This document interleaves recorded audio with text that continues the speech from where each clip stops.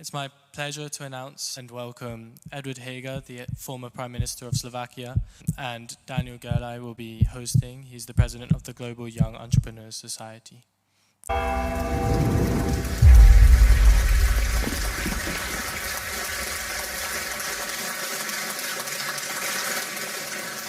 everyone.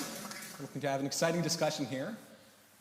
What I would like to center the first half of this discussion on. Second half will be for all of you to ask all your exciting questions to Mr. Heger.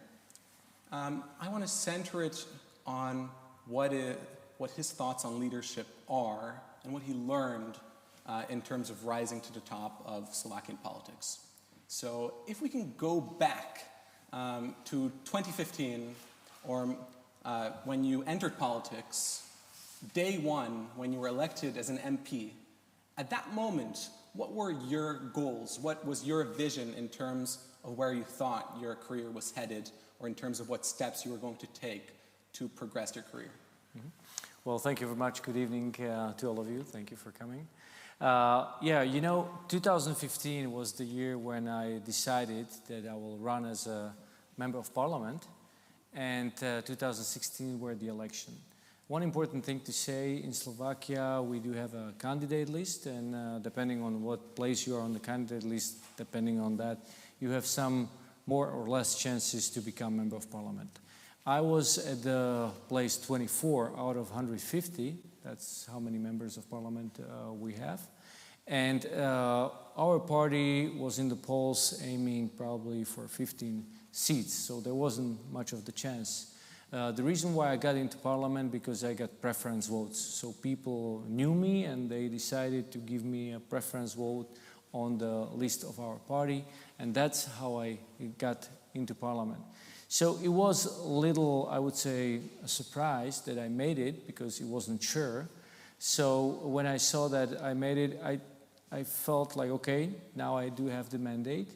And my intention when I decided to run actually was that I want to serve the people.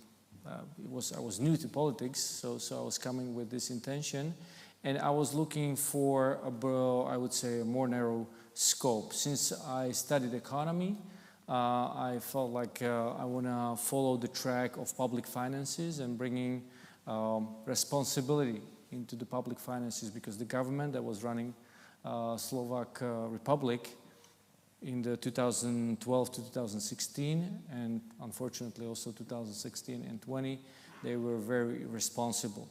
The years between 2014 and 2020 were very productive years. As you know, in all Europe there was no crisis. Many countries had surpluses in their budget, but Slovakia not. So I started to fight for more responsible public finances. That was my goal, that was my focus. And later on, I became the main opponent of the Minister of Finance from the government. And I was debating him how they should run the public finances, like the smart countries, etc.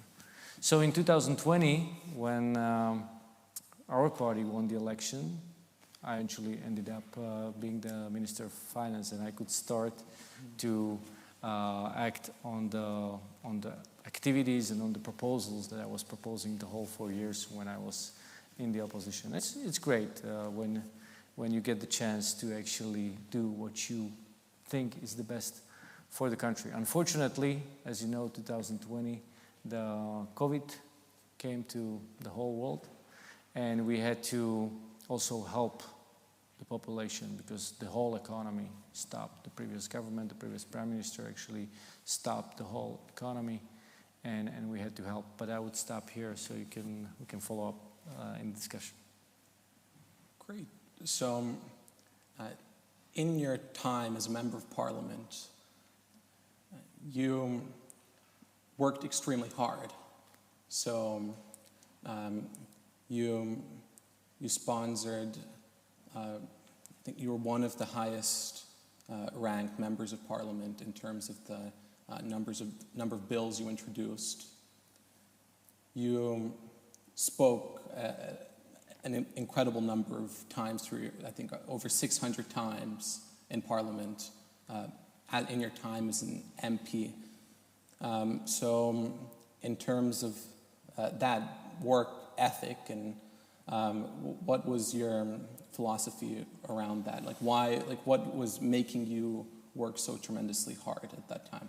Yeah, following up on your actually first question, and with this question, you have to understand maybe the British Parliament works a little different. We have, I would say, a limited time to speak in the Parliament. You have to sign up when you want to speak. You speak to particular legislation, and yeah, I became very active because when I do something, I want to do it with the full focus. And as I said, public finances were not in good shape in Slovakia, so I would be spending a lot of times speaking to the Minister of Finance whenever he would bring any legislation. I was trying to give my view and show the perspective that it can be done differently.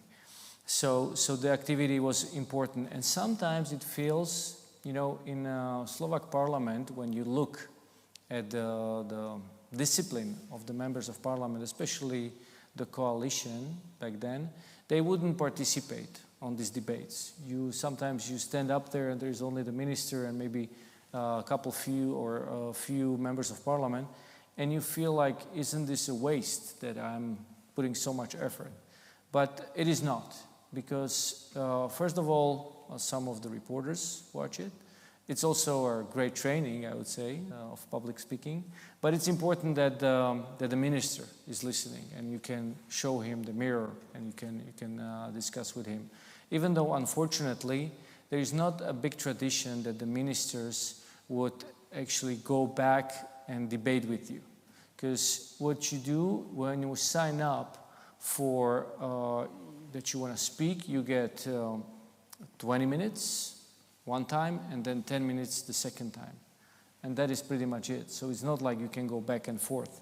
So you have to have well thought through what you want to share, and it prohibits a very lively discussion. But from the perspective of building up your expertise, it pushes you to be really well prepared, put up all the rationale, so you can share it strongly when you're there. And also what we use in Slovakia, we use a lot of press conferences. That's where you can actually also bring a lot of your thoughts or proposals, and you can get better media coverage when you do press conferences rather than the Parliament. The Parliament is not as followed. And I must say that these days, we live these kind of times that the media look more for some conflicts and something spicy. And when you speak about public finances, that's not really spicy enough for the media. So it's kind of quite a challenge to get the attraction of the media for this kind of topic. But nevertheless, it's very important, and it also trains you to be faithful to what you believe that you need to do, even though people are not necessarily watching it in such a vast number.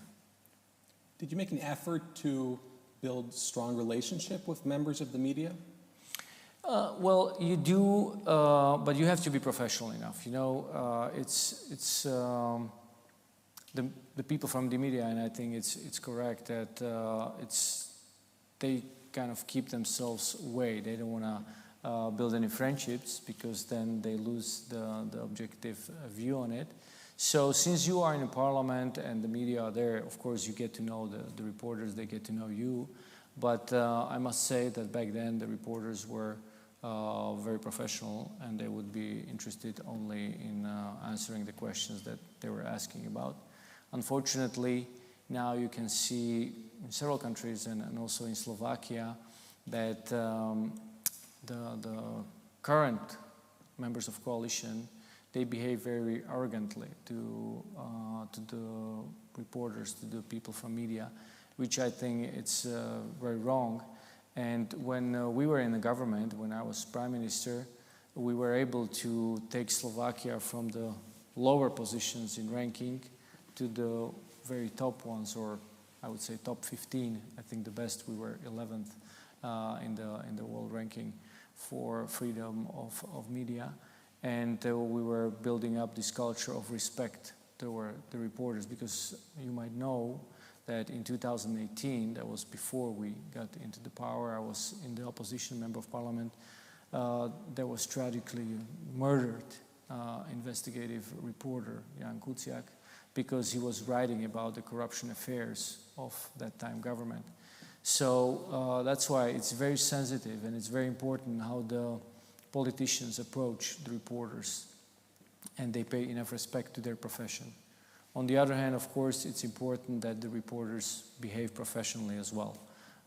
So the mutual respect of the professionalism, and high quality. It's very needed in the public debate. That brings the culture of respecting the truth, I would say.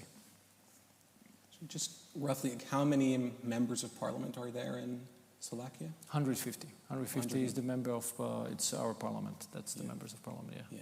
And So we don't have upper chamber. We have just one parliament, one chamber, and then we have president, who is basically like an upper chamber. Yeah, so the 150 members of parliament, probably almost all of them want to be prime minister, right? You entered politics with business background. You weren't a public figure. You weren't a celebrity, an influencer prior to entering politics. After you did enter politics, you quickly got significant committee appointments within Parliament, and within just a few years, you were Deputy Prime Minister, Minister of Finance, and eventually Prime Minister. So what I'm really trying to get at with all of these questions is what distinguished you from the rest of the other 149 members of Parliament. What did you do differently from them that enabled you to rise up through the ranks of politics rather than them? Yeah, well, there's several factors. As I said, in order to become a member of parliament, you either have a good position in a party that gives you a good seat on the candidate list, that's how you become member of parliament, or you need to be somehow popular among significant number of people that give you the preference vote. So you should look back what you've done before, if it gave you enough credit, and the people will give you the preference vote. If not, then you have to work yourself up in a party. But I was running on a candidate list of a party that didn't require members back then, even though later on I became member. And the reason why I became the second most productive member of parliament out of 150 was because I was working hard, as you mentioned. I spent a lot of time in learning the topic, but also discussing with the experts. And that's another thing that is kind of missing right now. I see generally in the politics, the politicians are more popular for what they say and how spicy they say it, rather than what they really know about the topic. And they overpromise. I'm not a fan of overpromising, because at the end of the day, the people will see whether you delivered or not. And I don't think that it's good when the politicians are trying to lie to their own citizens. So it was hard work, really studying a lot, working with the experts on public finances, and putting together good reforms, and then sharing it, as I said, in the parliament, but also at the press conferences, and also building the trust. That's very important in politics, to win the trust. So when in 2020, as I said, my party and the leader of the party, together, I was helping him very strongly in all the campaign and building up the party. So when we won the election, usually the tradition is in coalition countries that the prime minister appoints his own minister of finance, so from the same party, which is very important, because minister of finance, believe it or not, it is a very powerful position. Because by his signature, you decide where goes the money.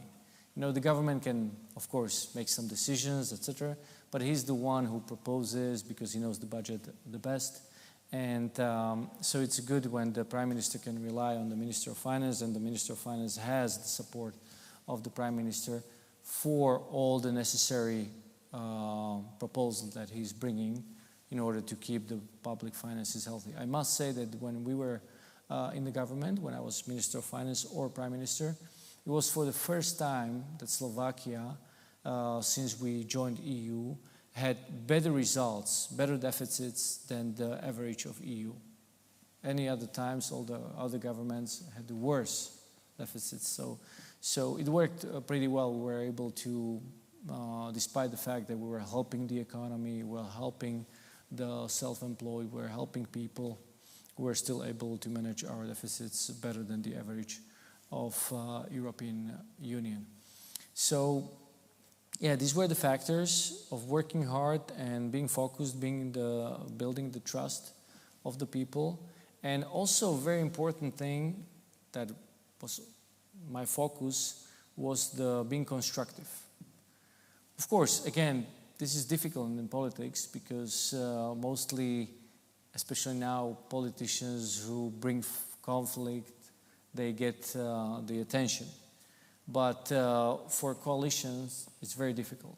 And that's why my Prime Minister, after 1 year, had to step down because there was such a big conflict between him and one of the coalition partners that the coalition fell apart, and the result was that I became the Prime Minister so we can walk together for the rest of the election term. So it is very important for the sustainability of your politics to be constructive, and that's not visible very often these days. So when you were picked to be the successor as Prime Minister, also in general when you were appointed into government, what made you an ideal candidate to choose from within the party? Well, I think it was just the last thing that I mentioned, that I was always trying to put people together. That I was also, as I said, in the coalition, usually the leader of the strongest party, who is the Prime Minister, leads the coalition meetings. In this case, the leader of our party decided that I will be running those meetings as a moderator or leading it. Because of my approach, that I would be always trying to find a consensus, because that's what you need in coalition. You're facing so many difficult challenges, and usually the leaders of the parties are fighting for their own solutions. So it's a great challenge to find the consensus that everybody can live with, and not just find it, but actually make sure that everybody accepts it. So it's a lot of negotiation. You have to have patience to speak to all the stakeholders around the table and try to find the right timing. Sometimes you have to slow down, sometimes you have to speed up, sometimes you have to just give a break, etc., etc. So it can get really heaty sometimes. But especially during the crisis, we had to take decisions sometimes throughout the night, etc., because we were facing so many difficult situations. Like I said, the economy was stopped, and when we got in the government, we found out that there is money only for 3 weeks left. But since the whole financial market was kind of frozen, it was very difficult to get money from the market to a new government. So we had to work very hard to persuade the investors to buy our bonds. So I think the factor that decided the most was this approach, that they knew that I'm not going to be a person who will actually increase the conflicts, but will rather decrease any conflicts in coalition there will be. And there was many times the reporters, the media people were asking me, how long will my government last? And they were asking me every month. So after several months I told them, well, you see it's going, so don't be asking me these questions. And we were able to work another 2 years, so yeah, almost more than 2 years, yeah.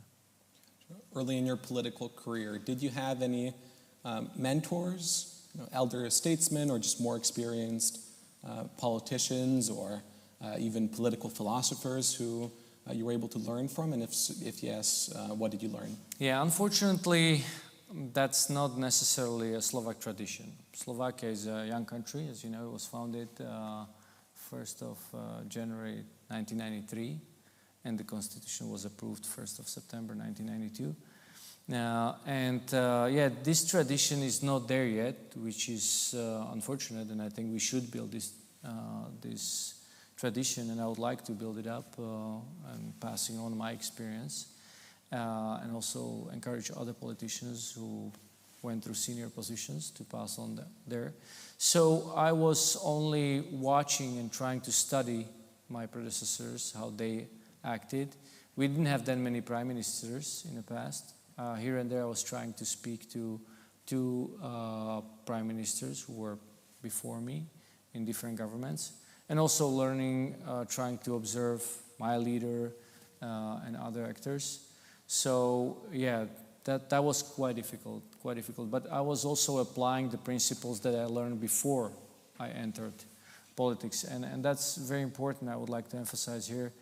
You know, I think the times like today require people with strong character, people who are strong in values and are able to resist temptations, fights, conflicts, people with, I would say, a calmer temper that don't go into fights, because there's so many, as I said, difficult situations, also fightings between the politicians, and many times they say things that then they regret, but it's too late. So we have to be more strategic, more wise, also managing the expectations of the population, because they follow our example. So the role modeling is something that we need to bring much more into politics, that the politicians will be people who you want to follow, who you want to kind of learn from, or who represent values that are sustainable for the communities, for the society in general. So throughout your political career, what differences did you notice compared to your business career in what it means to have a competitor or an ally in politics versus in the business world? Yeah, well, in business, it seems things make more sense or are more predictable. Because in politics, your great ally today could become your great enemy the next day when different topics is on the table. Well, in business, this usually doesn't happen overnight. And it's much more vibrant environment. You have much more actors, I would say, because there are media that watch every your step and are there to, we could say, criticize, but they write their own opinion. And then you have coalition members, but they have their own parties and they want to achieve their own goal. So even though they're your ally in coalition, at the end of the day, they want to achieve their program on behalf of yours. So they are your enemy from this perspective, I would say. Plus you have the opposition, plus you have the environment, outer environment, like we are part of the European Union, a lot of activities or steps of the countries around, etc. So there's much more factors that you have to accommodate to, and that's why I would say it's kind of the state-of-art profession, because yeah, you have to work with so many factors that are changing all the time, and also mood of your coalition members can sometimes be very, very important as it changes. So you have to watch for so many factors and make sure that they don't blow up. And I must say that many times I felt like in the morning you come to the office, even though you know what's the day gonna look like, but it was like a minefield. You know, so many things blew up that you didn't even know that they exist. So yeah, it was very difficult those 3 years because we had, as I said, COVID, but then the war in Ukraine started. We are a neighboring country. It was for the first time that the Slovak citizens actually experienced a war next door since the Second World War. But most of the people who live in Slovakia, they weren't alive during the Second World War, so they don't have this feeling. And with some, we do have a generation that remembers 1968 when the Soviets invaded Czechoslovakia after the Prague Spring. But that was different. This was a real fight, real killing, and I could see that the people didn't really know how to cope with this. So there was a lot of new situations that we had to deal with. So when you were prime minister, I would imagine all day long there's people coming in to meet you. Generally, they'll all have an agenda. They'll all act very nice to you. But how did you distinguish between those who really had the best interests of the country in mind versus just furthering their own agenda and just being sycophantic, being nice to you just in order to further their own personal or professional goals? Yeah, well, they say that when you get on a very good position, you start to have too many friends. They all come and they tell their friends. Well, of course, you need to work with people that you trust, and you kind of need to learn the skill of recognizing whether somebody is coming for his own interest and somebody is coming for the interest of the good of the country. And usually, if you work with experts, they can always. That's the thing, Sometimes we think, and people think that the politicians, they decide out of the blue. Well, they can if they are not responsible, but the mechanism in the governments, the ministries, there's plenty of people, if you give them a room, a lot of experts who are very good in their own topic, and they can tell you that this kind of proposal makes sense for this and these reasons, or this kind of proposal, it's a very lobbyist proposition, and only a few people will benefit out of it. So there's several instruments where you can prevent wrong legislation. We do have, and I think it's common in countries, that whenever some legislation is written, then you give it to a public debate, let's say in Slovakia, for 2 weeks. So everybody, all the NGOs and companies and anybody, even as citizens, can read it through and see if there is something that is not good, and they can comment on it.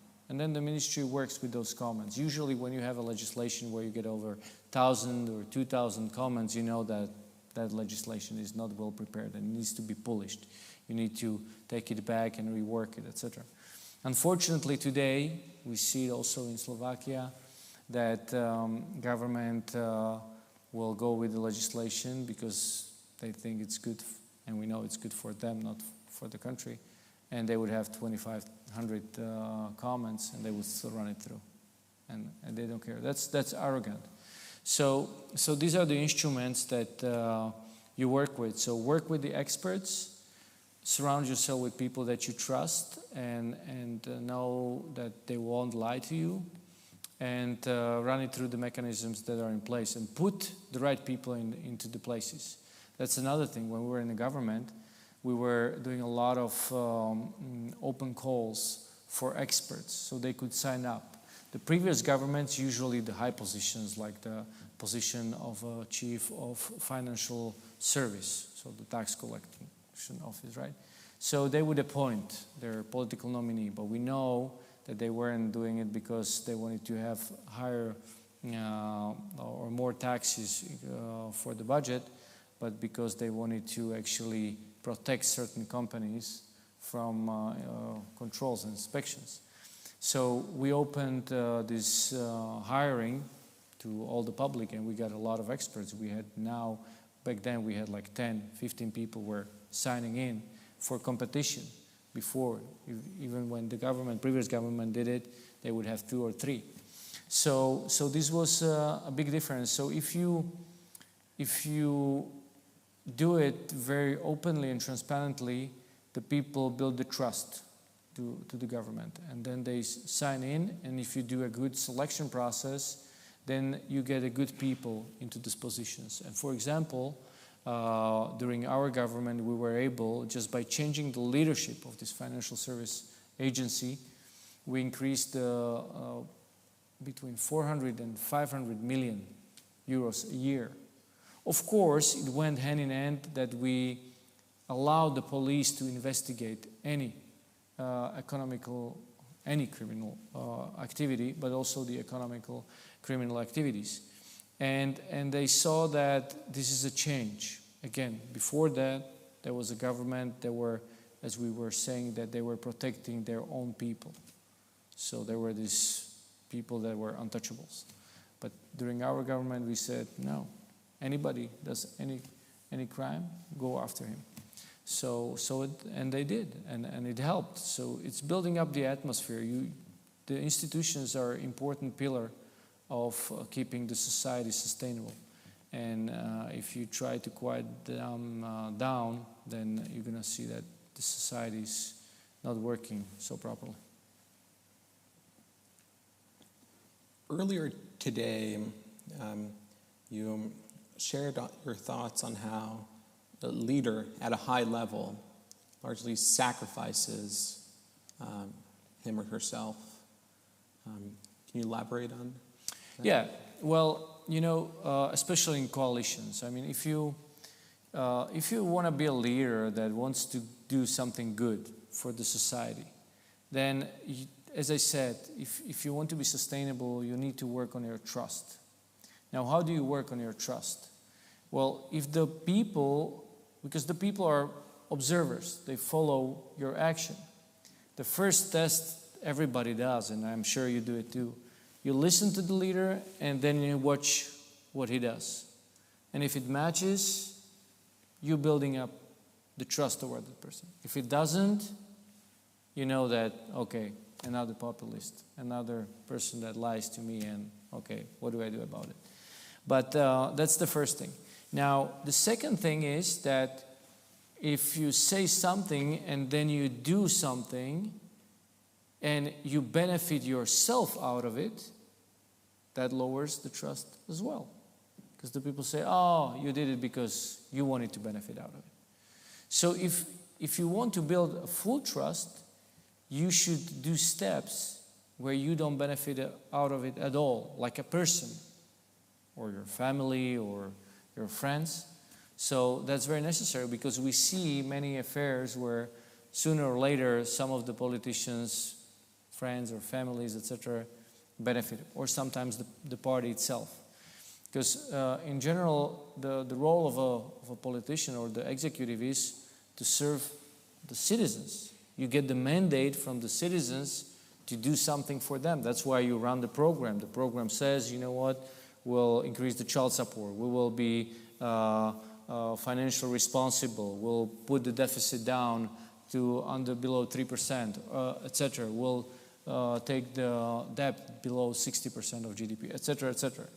There is nowhere written that you're going to help your family or your cousin gets the best contract, etc. Nobody runs with these kind of programs, right? So, but then when you see it, so the first is that you don't make any benefit this kind of, I would say, corrupt way. But the second is, especially in the coalition, that you're trying to manage the trust also of your partners. So you are being just. You are being a good, like a judge, that you are fair. So that's very important, how you're building the trust as well. Which means that you are sacrificing your own benefits, I would say. And that's good. That's good, because that's where you learn to serve others. That's how you learn to serve the society. And that's what we need to lead the politicians into this track.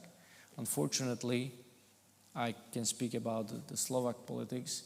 Today we see many ministers that are the opposite of what I just said. That sacrifice can often be very personal as well, even in terms of just the hours required. When you were prime minister and throughout your political career, you have 4 children at that time, very young children. So how did you balance that? Like, I mean, were you missing their birthdays, or were you making sacrifices politically to be there for your children, or how did you balance that? Yeah, actually, I must say that I was sacrificing my family on behalf for the politics, unfortunately, and I didn't spend much time at home during those 3 years. Even though I lived at home, I mostly slept at home. That's what I would say, because I would leave in the morning and come every day at midnight, and even during the weekends. My kids, they would tell me, Dad, you were at home, but you were on the phone, or you weren't mentally present. You were somewhere out there working in your mind. So yeah, that was too much, and I would recommend everybody to keep certain balance, especially if you have family. But that was a very difficult times. As I said, Slovakia was ongoing in crisis. As I said, with the COVID didn't finish and the war in Ukraine started. I remember the COVID, we had this press conference planned with the Minister of Health for the 26th of February 2022. But as you know, 24th of February started the war. So when we did the press conference, nobody cared because there was new crisis in place. So therefore, it required a lot of working. And also, that's the other thing. You need to build up the institutions very strongly and keep the people in the institution despite you like them or not. Because the populist politicians, they tend to kick out fire the experts, because not always they give you the advice you like, but it's the advice that is based on data. And when we came on 2020 into government, before there were 2 governments that didn't appreciate experts. So we found ministries, several ministries, most of the ministries, where you were missing experts. And in crisis, what do you need? You need real data. You need good data. And if you want good data, you need to have people who know how to bring you this good data. You need to have experts who can run crisis management, etc. Those kind of people we didn't find in the system, besides some few. So that's why we had to work much harder and kind of supplement, and that's why we did also some of the mistakes. And yeah, that's why it was just so difficult on the people as well. As you know, some of the measures didn't work well in Slovakia, even though they were the same measures that you could see implemented in other countries, and they worked there much better. So yeah, I sacrificed pretty much my family life during those 3 years, and now I'm trying to catch up. I say I'm happily married with my wife. We actually celebrated just recently 20 years of our marriage. But I would definitely advise everybody who is in high position to keep your time for the family as much as you can, to keep it balanced. Some of the big things can sometimes wait a little bit, so you have some time for the family as well.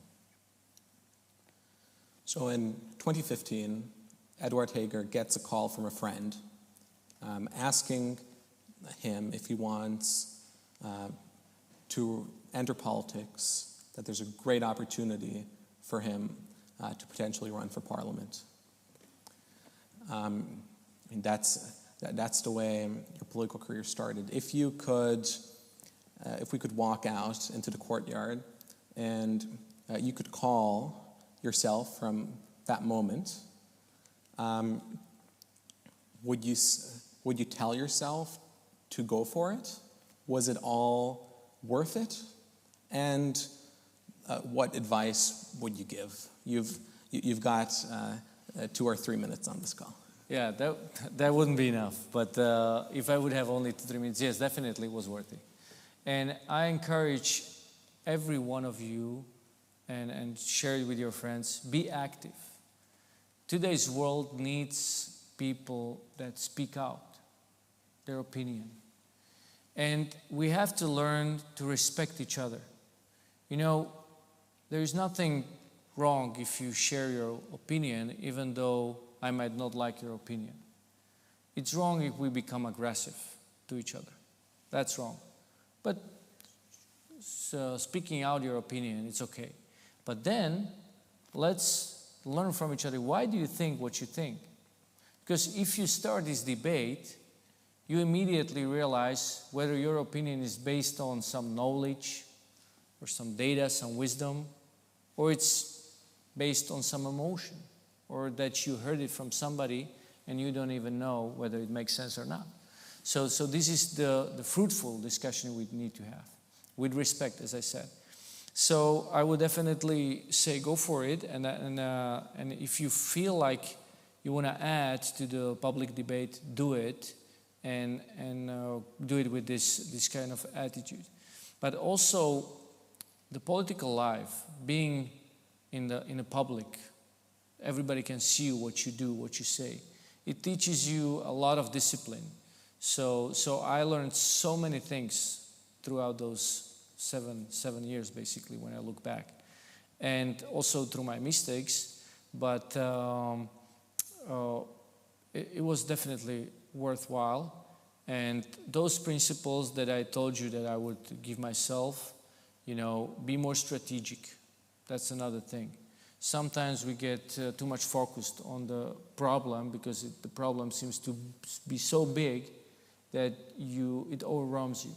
But it's good to have a strategy, and long-term strategy, and then that way you can kind of, even the big things when they come, you see them, when you look at them through the perspective of the long-term strategy, they become smaller, and you see whether it takes you the right direction and how much time you need to spend on it.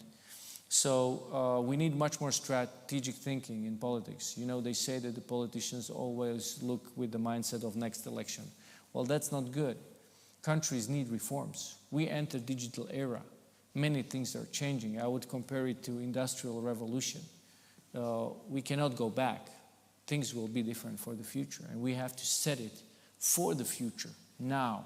So that's why we have to start to think longer than 4 terms. Even the politicians, even though it's not popular, and manage the expectation of the people. Communicate. I would recommend to myself, communicate much more. Communicate the process, not just the results. Prepare the people for the warnings that you see much sooner ahead, etc., etc. So like I said, that would be a long call. But these principles, strategic thinking, building strategy, communicating the strategy, making sure that the people understand, show much more empathy in your statements. You need to recognize as a politician also that you hear the other opinion, and that you don't look down at the people with a different opinion. That's very important. They're also citizens of your country. They all need to be respected. I was trying to do that, but I saw the communication. I wasn't so strong on the communication, and I think I would definitely recommend to myself, be more active and make sure that you communicate and go into the debate battles if somebody is trying to mislead the people. They need to feel that there is somebody fighting for them with the data, with the knowledge, I would say. Before we open up to audience questions, one last one from me, which is, if you had not entered politics, you'd likely be you would have a lot more money than you do now. You could have been there a lot more for your children as they were growing up. Likely, you would have gone through a lot less stress, a lot more leisurely lifestyle would have been possible. So that was the cost. What was the reward? Well, I think the experience was definitely the reward, and also what we were able to achieve. We were able to show the people in Slovakia that you can actually move forward faster than the people could imagine. Like Slovakia, before we entered into government, used to be always one of the very last countries in using the Euro funds, the money from European Union for reconstruction. We were always, the previous governments weren't able to consume for good projects. There was a lot of corruption, and they couldn't actually spend all the money. Slovakia would always give back some money. Well, we built a recovery plan that was decided that all the countries will build when the COVID started. And I put together a team of over 100 experts, and we built a very comprehensive plan for Slovakia. We said that we're going to put the plan for 5 priorities. We're not going to make it like too wide. We rather focus on very specific priorities that regard the future, like innovation, education, health, and environment, climate change. These were the main priorities, and digitalization. These were the main priorities that we decided we're going to put a lot of money, 6 billion split in 5 areas. We were criticized by the oppositions, oh, you don't do it like we always did, that everybody get a little portion, so everybody's happy. I said, no, we have to. This is a unique chance that we have a lot of money in short time, and we can use it for the most highest priorities that will move Slovakia forward. And we did put this plan together, and it was evaluated out of all 27 recovery plans, because every country prepared their own. It was in the top 3 recovery plans out of 27. So now Slovakia got on a map where people said, okay, Slovakia, a small country out of Central Europe, can actually not be best only in producing the most cars per capita, but also in preparing one of the most comprehensive plans out of the whole EU. And not just preparing the plan, because you could say, okay, you prepared the document. But we were actually able to meet the milestones. We were able to get reforms through the parliament where previous government didn't even get it to the parliament. They were afraid. And we were able to approve it by the members of parliament and put it in place and start this whole process. So that was one great reward, that we could show the people that if we want, we can be very successful. The other thing is, as I said, once and for all, for the first time, they said that the police had total, like 100% freedom to investigate anybody and anything. After 2020, 1993, yeah. So 27 years of existence of the country, finally the police could investigate anybody. And again, the people could see if there is political will, it's possible. So there was another big reward, that the citizens of Slovakia could see that even in a country like ours, things are possible. And I could name others, but these would be like the main jewels. And also with the support of Ukraine. You know, Slovakia, during the Second World War, there was a Slovak uprising where citizens of Slovakia said, we don't want to be under the German Nazi regime, so they went into uprising and they were asking the Allies to help, asking for help. And the Allies sent some help. The uprising wasn't eventually successful, that it defeated the Germans. It was suppressed because we didn't have enough people and enough weapons, but it helped Slovakia to end at the end of the war on the victorious side. And so when the war in Ukraine started, we felt like, okay, this is our commitment to help our neighbor who is under attack.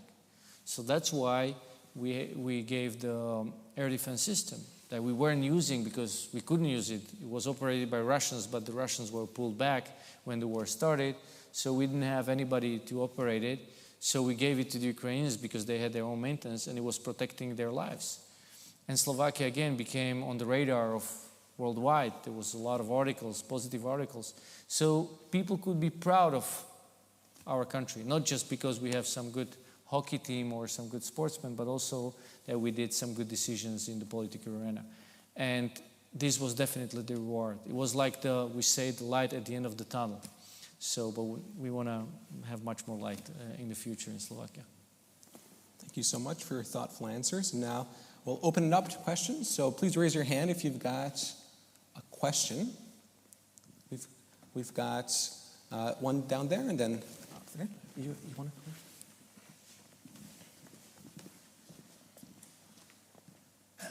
Thank you. I probably don't need this, but what do you think is going to happen in Ukraine? Probably for the recording. Okay. What do you think is going to happen in Ukraine, like with President Trump's peace plan? Yeah, that's a very difficult question. I think I would tell you what I would like to see, and I tell you why I start with that. For European Union and for Slovakia, it's very important that Ukraine becomes a prosperous country. Because we saw it when the Iron Curtain fell in 1989, how much it helped the whole region when the Eastern Bloc was open for market, for business, for labor, transition, etc. Unfortunately, we see that the international law is not being obeyed. The biggest superpowers or biggest powers like Russia is not behaving according to the international law. I see many efforts, and I would like to see an end of that war. But I think it's very important that the peace will be a just peace. You know, I see some politicians, even in Slovakia, they say any kind of peace is good. No, it is not. The people in Ukraine, they are not fighting for peace, they're fighting for freedom. And that's very important to understand.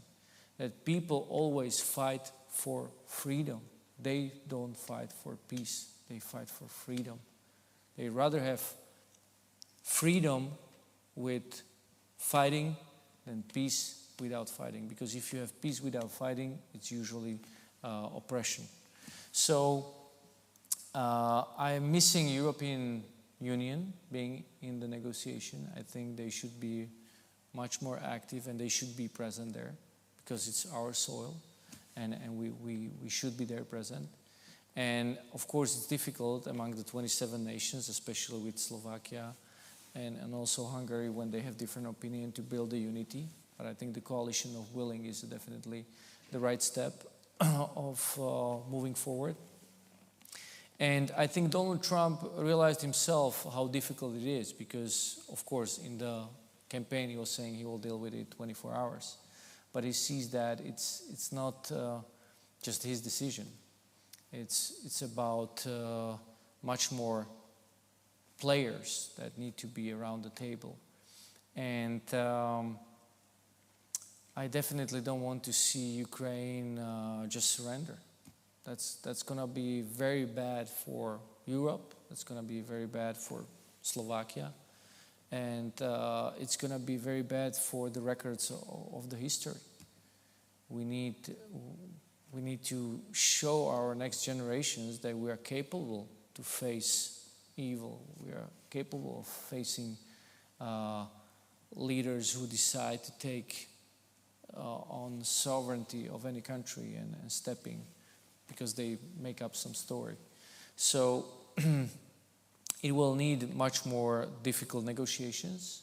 I'm following it very closely. I would like to, and I'm waiting for more details of the negotiations.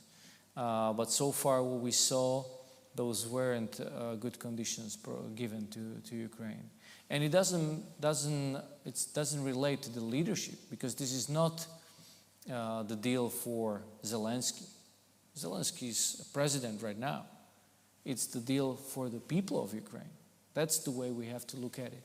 And so far, I didn't see any, either from Russia or from China, or what kind of peace agreements there were proposals. They weren't good. So I just wish and pray that the final deal will be much better than from what we saw. And I don't see it coming any soon, even though I wish that it would be coming very soon. Great. We've got a question up in the front. Sorry for the longer answer. I was trying to put in the Thank you very much, Mr. Heger. It was very interesting and insightful to listen to you today. I'd like to ask you another question about the, I suppose, problem of internationalism. But when you are dealing with so many other actors and you have to cooperate and mediate between all of those interests and the interests of an independent country like Slovakia, I know you talked about some of the strategies you use on the domestic plane in the coalition. I'm wondering how those strategies apply in an international context, and whether you have to develop different strategies to the new challenges that sort of context poses. I think they apply very much, and actually the problem is that they are not being applied enough. And if you look at the way the problems, or international problems, are trying to be resolved, we don't see much of the diplomacy on the back. It's much more in the hands of the executive powers, of the leaders of the countries. But it's like not using both hands. You know, the diplomats were the ones who were meeting kind of in secrets, who were trying to pre-negotiate certain deals, who were trying to go through the difficult issues before it comes to the public and before it comes to the executives. And I don't see this. This is like the diplomacy was kind of put aside, and that's not good. That's why we don't get so many results. That's why we slow down and we are basically locked in. So somehow we have to reintroduce the power of diplomacy back, so people can meet and speak on lower levels, because of course the heads of states in certain situations, they cannot meet because everybody waits like, okay, if the leaders meet, there is no level up. So if they don't agree, then what? Are we having conflict? So I'm missing this in general in the international. That's like the principle number one. Then the second thing is that, you know, I think we have to bring the mindset of what is it good for the world? Because at the end of the day, we all want to live in peace on this planet. So if I say that my priorities are bigger than yours, what am I saying? That you are something less, and I am going to benefit on your behalf. Well, because some would argue, they would say, okay, so what does it mean? That I should let you have more than me? I say, no. So let's be equal to each other and let's negotiate so it's win-win. So it's fair to everybody. Let's negotiate on that with the will that we want to agree together. But this is what you don't see. And the Western countries were always the role model of bringing this view, this worldview, that we want the world to be a better place for everybody, where people can have freedom, where the people can have the human rights, etc., etc. And somehow even some of the Western countries are going away from it, which is so wrong. I mean, we have to watch for the pace, the way we walk, and we have to respect other cultures, we have to respect other countries, so they can decide whenever they want it, not push it over the countries, but we should not give up on this standard. And that's what I think is missing. So to me, I think the I was just on a conference in Morocco, and there was interesting to hear the African perspective. And there is now a big debate whether multilateralism is still something that we should work toward because it's being under attack. Now, there is this debate whether even democratic regimes, democracy is a good model. And of course, the authoritarian regimes, they say, oh, it's not. So now we see the competition between authoritarian regimes and democratic regimes, where the authoritarians say, you know what, look at the democratic regimes. They're a mess. They're a mess. No, that's totally not true. That's a big lie. Democracy is the best platform for living, and we have to fight for it, and we have to be loud about it, because we see that the authoritarian regimes are trying to persuade even the population in the democracies that they should tend toward autocracy. So it's about us being so I would say, strong in promoting our worldview or our belief, the same as the autocracies do, and not give up. Sometimes we might feel that we are losing a couple games, but we are not losing the tournament. So we should go for winning the tournament, I would say. So in this perspective, just stick to the good old things, like saying, okay, we need to go back to the international law and be very outspoken about it. Promote. Go and visit the countries. Do a lot of diplomacies. Look what did Lavrov. When they attacked Ukraine, there was a vote in UN. I think 141 countries supported Ukraine. Around 30 countries abstained, and 5 were in favor of Russia, as far as I remember. Russian Putin immediately realized this is not good. So he said, Lavrov, you travel India, Africa, Latin America, go everywhere and tell them our story. And 6 months later, there was another voting, and the number was much better for Russia. So we have to do the same. We have to go and not take things for granted. We have to fight and fight. I mean, we have to go and promote what we believe, why the values that we believe in are good. Explain it to the people, not push it on them. Oh, you have to believe it or you are stupid. No, the people need to understand, and it's our interest to explain it in a way so they understand it. So international law, speaking of why is freedom important? What does it mean, freedom? Why are human rights important? What does it mean? How are we going to lose the human rights if the autocracy builds in? What does it mean, the hybrid warfare? Why propaganda? What does the propaganda do? And we have to put much more effort in explaining. Sometimes you think like very natural thing. Well, they might not be natural anymore. So we have to make sure that they become natural again. Great. Well, I think we've had a wonderful discussion. I hope everyone's learned a lot. Before we close, I'd like to thank all of the wonderful societies who came together to make this event possible. The Cambridge Union Society, Cambridge University Entrepreneurs, Cambridge Czech and Slovak Society, the Wilberforce Society, the Global Young Entrepreneur Society, and most importantly of all, I hope you'll join me in thanking Mr. Heger. Thank you. Thank you very much. Thank you. Thank you so much.